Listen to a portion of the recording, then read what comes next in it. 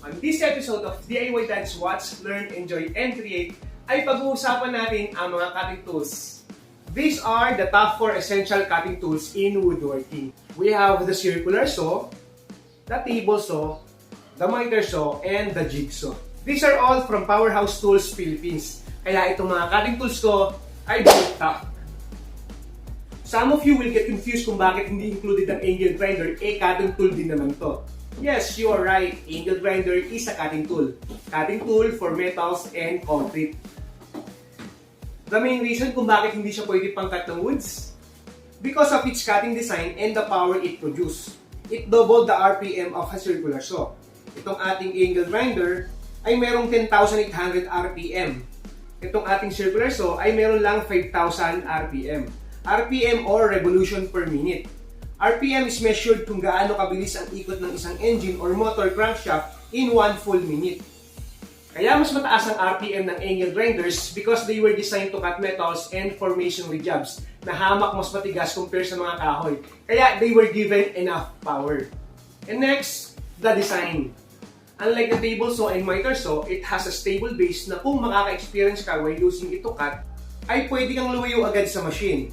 Also, unlike sa circular saw, if something bad happened when you remove it from your workpiece or even mabitawan mo to, the blade cover will automatically retract and cover the blade. However, in angle grinder, mas mahirap siyang kontrolin kasi mas malakas yung RPM niya at can easily cut woods like a paper. Yung lambot ng kahoy ang magiging cause ng kickback sa angle grinder. And when problem occurs na mabitawan mo siya, hindi natin alam kung saan pwedeng tumama yung exposed blade niya. Technically, angle grinders are not designed to cut woods for lots of safety reasons. Even we saw lots of available wood cutting blades sa market. Those cutting blades for wood na akala natin pang grinders ay para yan sa mga small design circular saw. Let's eliminate angle grinder from the wood cutting tools. These three, I already made a video on each of them, which I will include the links sa description ng video nito, and I will pin it sa comment section with the links kung saan sila pwedeng mabili. First, this is a table saw. On all of these, ito yung pinaka-useful if you are on the advanced level of woodworking na.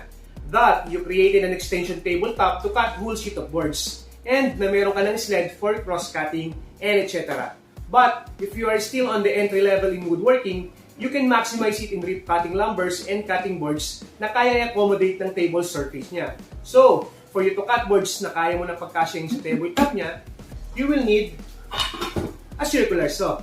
Circular saw is commonly used if you are into intermediate level na.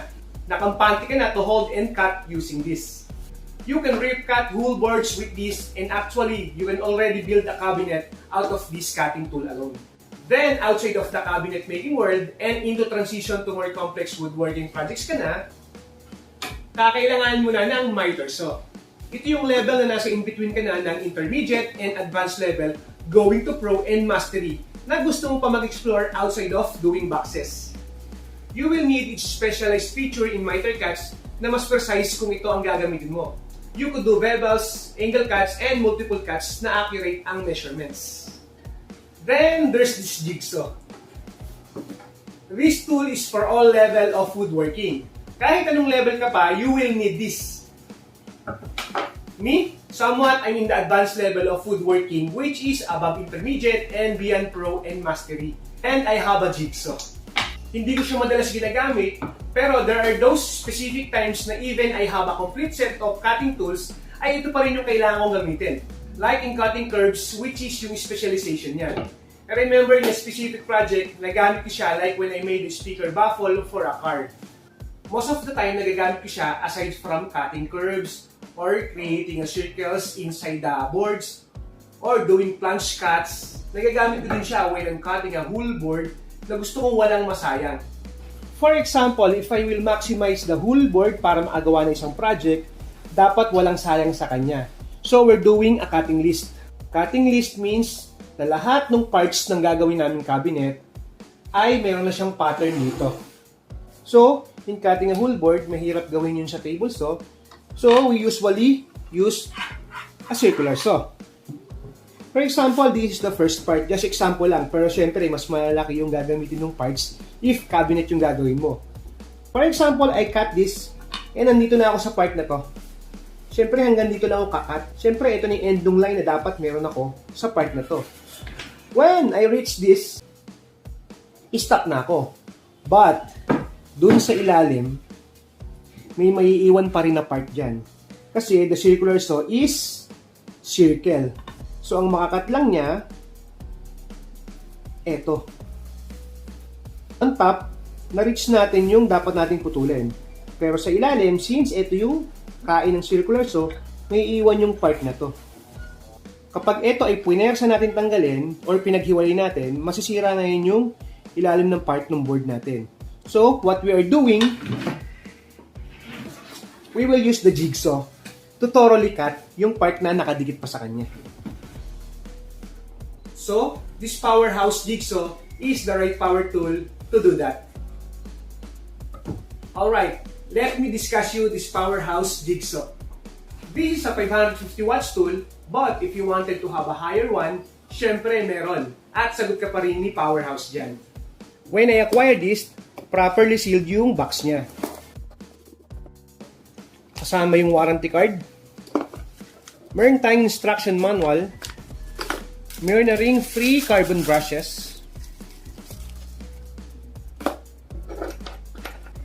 May free na rin na multi-purpose T-shank blade. We have the hex wrench and the guide bar. It runs with 220 volts. We have the variable speed selector here that we could choose from 1 up to number 6.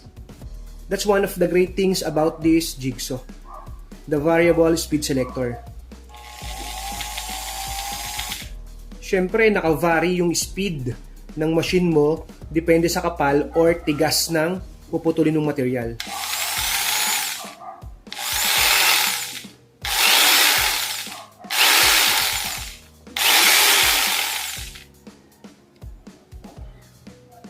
We have the trigger switch here.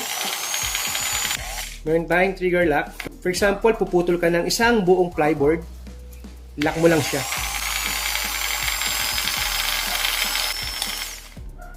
We have the clear cover here. Nakasya sa slot na to yung ating hex wrench. When changing a blade, dapat naka-turn off and hindi naka-plug yung machine natin. So here, sakto yung ating hex wrench. Kung saan pwede nating ilagay yung ating blade.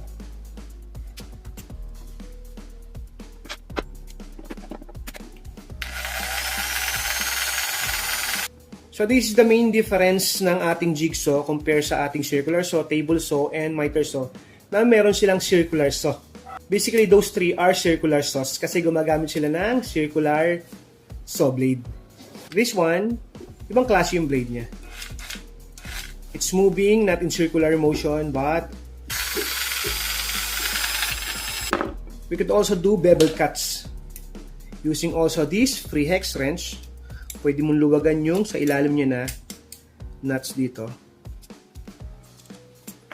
Then, pwede mo nang i-tilt yung base plate natin. There's an embossed measurements dun sa loob. So, para may guide ka kung anong degree ng bevel yung gagamitin mo. So, for example, you will use it like this. Lock mo lang rin yung sa ilalim. Then, you could do bevel cuts na. Most of the beginners in woodworking, ang laging tanong sa akin ay kung ano ang una nilang dapat invest na cutting tool for wood. Most of us, we advise circular saw. Well, fair choice din naman yun. Yung iba, ang sagot, kailangan mong lahat bilhin yan. Well, tama din naman. Marami kang budget. Well, this is my point. If andun ka na sa starting point ng woodworking, mas prefer ko i-suggest itong jigsaw. Anong? But why DIY, Dad? Because if we will maximize its features, it can do all the things that these three power tools can do. It can cut boards like the circular saw and the table saw. It can do bevel cuts or yung mga angle cuts like a miter saw.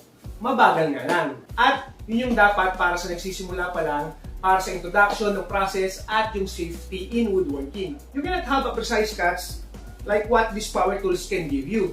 and a perfect outcome of your first projects? Well, because you just started. But I'm sure you can build something. And if you feel that you are getting into it, na nakukuha mo na yung rhythm into cutting, then you can now move into having circular saw, a table saw, and a miter saw. And one day, you can be one of us. I hope that this video helps you with some informations about cutting tools. Syempre, if you will acquire one, choose PowerHouse tools para build tough. I will also include the link of this jigsaw on the description of this video, and I will pin it in the comment section para madali mong mahanap kung saan makakabili ng ating PowerHouse Jigsaw.